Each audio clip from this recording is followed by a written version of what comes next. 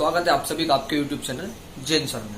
आज इस वीडियो के माध्यम से हम हिंदी भाषा का विकास क्रम क्या है वो समझेंगे। मैं आपको बहुत ही संक्षिप्त तरीके से हिंदी भाषा का विकास क्रम समझाऊंगा जो आपकी परीक्षा की दृष्टि से बहुत ही महत्वपूर्ण है। इस प्रकरण से संबंधित कई सारे प्रश्न आपसे किसी भी परीक्षा में, चाहे वो यूपीएससी हो, चाहे वो पीएससी हो, चाहे वो कोई भी कॉम्पिटिशन एग्जाम हो, चाहे वो गवर्नमेंट एग्जाम हो, आपसे हर परीक्षा में इससे संबंधित कोई ना कोई प्रश्न अवश्य पूछा जाता है। तो मैं आपको बहुत ही सरल तरीके से कुछ ही मिनटों में ये हिंदी भाषा का विकास क्रम क्या है समझाता हूँ। थोड़ा सा आपका ध्यान बोर्ड पर चाहूंगा। सबसे पहले हिंदी भाषा क्या है, पहले इसके बारे में समझना जरूरी है। हिंदी भाषा से पहले भी हम ये समझते हैं कि भाषा क्या होती है या भाषा कहते हैं किसे हैं, क्योंकि इसका ज्ञान किए बिना किसी भी भाषा का ज्ञान करना संभव नहीं है। तो देखते हैं भाषा क्या होती है। भाषा का मतलब है भाष व्यक्तताम वाची, मतलब व्यक्तवाणी ही भाषा कहलाती है। कहने का मतलब यह है या कि भाषा का मतलब यह है कि जो हम अपने विचार किसी दूसरे तक पहुंचाते हैं तो वो किस माध्यम से पहुंचाते हैं। हमारे विचार किसी दूसरे तक पहुंचाने का जो माध्यम है उसे हम भाषा कहते हैं, या हम उसे सरल शब्दों में बोलें तो भाषा का मतलब होता है बोलना। ठीक है, वैसे ही भाषा की जो परिभाषा है या भाषा को परिभाषित जब किया गया तो संस्कृत में एक बहुत ही महान आचार्य हुए हैं जिनका नाम है महर्षि पतंजलि। संस्कृत भाषा में देखा जाए तो सबसे पहले महान आचार्य हुए हैं पाणिनि। पाणिनि ने जब 4000 सूत्रों की रचना करी, उसके बाद दूसरे नंबर पर अगर जो आचार्य हुए हैं उनका नाम है महर्षि पतंजलि। इन्होंने अष्टाध्यायी महाभाष्य में भाषा की परिभाषा व्यक्त करते हुए कहा है कि व्यक्ततावाची वाणी येषामता इमे व्यक्तवाचा। इसका अर्थ मैंने नीचे ही लिख रखा है कि जो वाणी से व्यक्त हो उसे भाषा की संज्ञा दी जाती है। जैसा कि अभी हमने ऊपर पढ़ा था कि भाष व्यक्तताम वाची, ऐसे यहाँ पर भी कहा गया है कि व्यक्ततावाची वाणी येषामता इमे व्यक्तवाचा, कि जो वाणी से व्यक्त हो उसे भाषा की संज्ञा दी जाती है। मैंने बोला ना, वाणी का मतलब है बोलना, कि जो हम बोलते हुए व्यक्त करें या हम अपने विचारों को दूसरों तक पहुंचाएं तो उसका जो पहुंचाने का माध्यम होता है उसे हम क्या कहते हैं, भाषा कहते हैं।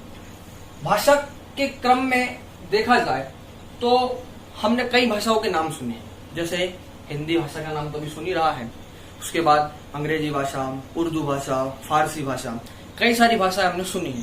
लेकिन हमारे देश में जो बोले जाने वाली भाषा है वो कौन सी भाषा है, हिंदी भाषा है। तो यह हमारी राष्ट्रीय भाषा कब बनी कि हिंदी भाषा को हमारी राष्ट्रीय भाषा 14 सितंबर 1949 को अनुच्छेद 343 के तहत राज्य भाषा घोषित कर दिया। इसको डायरेक्टली हमारी राष्ट्रीय भाषा घोषित नहीं किया गया था, पहले इसको हमारी राज्य भाषा घोषित किया गया, तत्पश्चात इसे हमारी राष्ट्रीय भाषा घोषित किया गया था। उसके बाद जो हमारी हिंदी भाषा है, यूं कहें कि हमारे देश में, भारत देश में हिंदी भाषा को बोले जाने के 4 परिवार बताए जाते हैं। 4 परिवार कौन कौन से हैं? पहला है भारोपीय, दूसरा है द्रविड़, तीसरा है आस्ट्रिक और चौथा है चीनी तिब्बती। इसका मतलब ये है कि भारतीय जो भाषा है हमारी हिंदी भाषा, उसको इन 4 परिवारों के आधार पर बोला जाता है। तो सबसे पहले भारोपीय जो लिखा हुआ है, भारोपीय परिवार, ये 73% बोला जाता है। दूसरा है द्रविड़, ये 25% बोला जाता है। तीसरा है आस्ट्रिक, ये 1.3% बोला जाता है। चौथा है चीनी तिब्बती, ये 0.7 बोला जाता है। तो जो यहाँ पर ये लिखा हुआ है ना, भारोपीय सबसे ज्यादा बोला जाने वाला 73%। तो हमारी जो भारतीय भाषा है हिंदी भाषा, वह भारोपीय पारिवारिक ही भाषा है। यूं कहें कि हम भारोपीय भारतीय पारिवारिक हिंदी भाषा का उपयोग करते हैं। दूसरा कि हम यूं देखें कि ये हिंदी जो शब्द है और ये भाषा जो शब्द है, इनकी व्युत्पत्ति कैसे हुई। तो भाषा शब्द की व्युत्पत्ति संस्कृत में भाष धातु से हुई है, जिसका अर्थ बोलना होता है।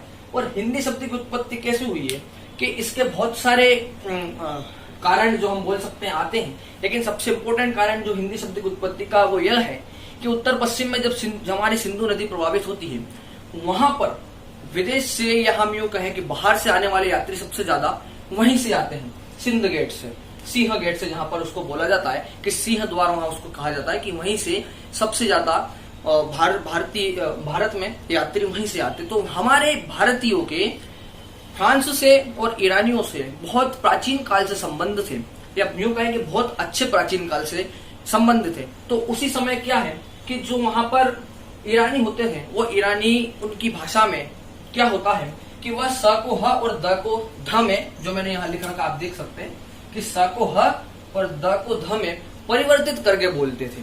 तो उन्होंने क्या करा कि जो सिंधु है उस सिंधु को वो हिंदू बोलते थे। क्या बोलते थे? हिंदू।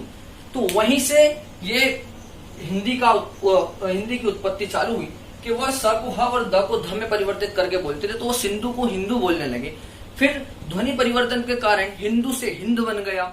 और फिर उसके बाद क्या हुआ, संबंध कारक प्रत्यय ई लगने से, कौन सा प्रत्यय लगने से, ई लगने से ये हिंद शब्द जो है वो क्या हो गया, हिंदी हो गया।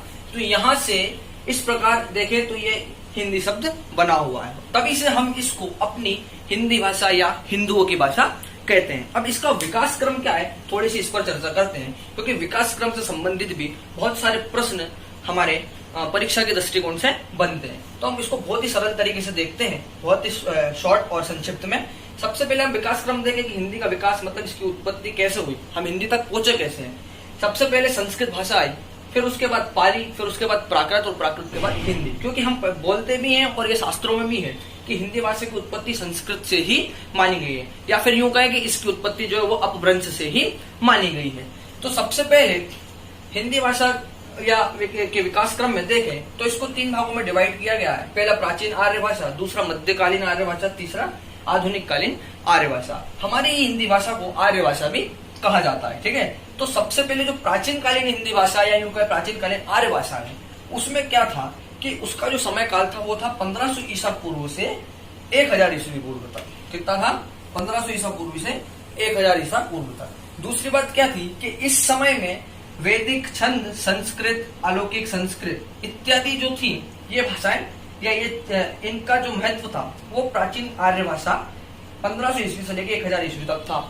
और इस समय जो समय काल चल रहा था, मतलब इस समय जिनको महान माना जाता था या जिनका समय काल हम बोले वो कौन थे, पाणिनि का कार्यकाल इस समय चल रहा था। मैंने आपको बताया ना कि पाणिनि संस्कृत के एक बहुत ही महान आचार्य हुए जिन्होंने 4000 सूत्रों की रचना करी। उसके बाद ही महर्षि पतंजलि आए, इन्हीं के सूत्रों का व्याख्यान इन्होंने भी किया। तो प्राचीन काल में क्या था कि किनका कार्यकाल चलता था, कि पाणिनि का कार्यकाल चल रहा था, और वहां पर वैदिक छंद, संस्कृत, लौकिक, अलौकिक संस्कृत इत्यादि की चर्चा की जाती थी। उसके बाद आया मध्यकाल। तो मध्यकालीन आर्य भाषा जो थी, इस समय क्या होता था, इसका समय काल तो था 500 ईस्वी से 1 ईस्वी तक, ठीक है। और यहाँ पर क्या होता था कि यहाँ पर पाली भाषा, इस काल में, मध्यकालीन काल में पाली भाषा जो है, ये पाली भाषा ये हमारी राष्ट्र की प्रथम राष्ट्र भाषा थी। कब, 500 ईस्वी से 1 ईस्वी तक, ये मध्यकालीन में जो हमारी पाली भाषा थी वो प्रथम राष्ट्र भाषा बनी। उसके बाद यहाँ पर भगवान गौतम बुद्ध का कार्यकाल था। जैसे मैंने बताया नहीं, ये पाणिनि का कार्यकाल था, तो ये किसका कार्यकाल था, भगवान गौतम बुद्ध का। इस समय मध्यकालीन में भगवान गौतम बुद्ध हुए थे, और उनके जितने भी उपदेश हमें मिलते हैं या जितने भी ग्रंथ, उपदेश, जो कुछ भी मिलते हैं वो कौन सी भाषा मिलते हैं, सारे पाली भाषा में मिलते हैं। कौन सी भाषा में, सारी पाली भाषा में। लेकिन मध्यकालीन आर्य भाषा में या मध्यकालीन हिंदी भाषा में 2 काल हुए हैं। कौन कौन से, एक तो 500 ईस्वी से 1 ईस्वी तक जो किसका, गौतम बुद्ध स्वामी का काल था।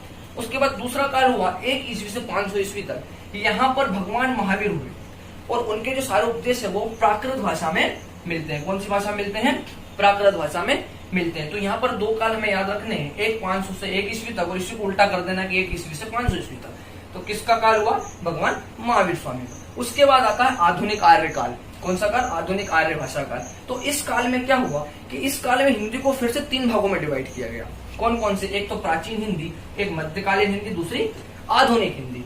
तो जब प्राचीन हिंदी का जो थी वो किस 1100 ईस्वी से लेकर 1400 ईस्वी तक, इस ईस्वी काल में प्राचीन हिंदी चलती थी। उसके बाद मध्यकालीन हिंदी 1400 ईस्वी से 1850 ईस्वी तक जो हिंदी चल रही थी वो कौन सी थी, मध्यकालीन हिंदी। अब उसके बाद आधुनिक हिंदी जो है, जो अभी 1850 से लेके अब तक। इसका मतलब यह है कि हम जो हिंदी पढ़ रहे हैं या हम जिस हिंदी भाषा के बारे में बात कर रहे हैं, जो हम बोल रहे हैं, जो हमारी राष्ट्र भाषा है, हमारी राज्य भाषा है, जो 343 अनुच्छेद के तहत हमारी राष्ट्र भाषा घोषित की गई है, वो जो भाषा है वो 1850 से चली आ रही है, और कब तक, जो अब तक चल रही है। तो हम जो भाषा बोल रहे हैं हिंदी भाषा, वो कौन सी है, आधुनिक हिंदी भाषा है, ठीक है।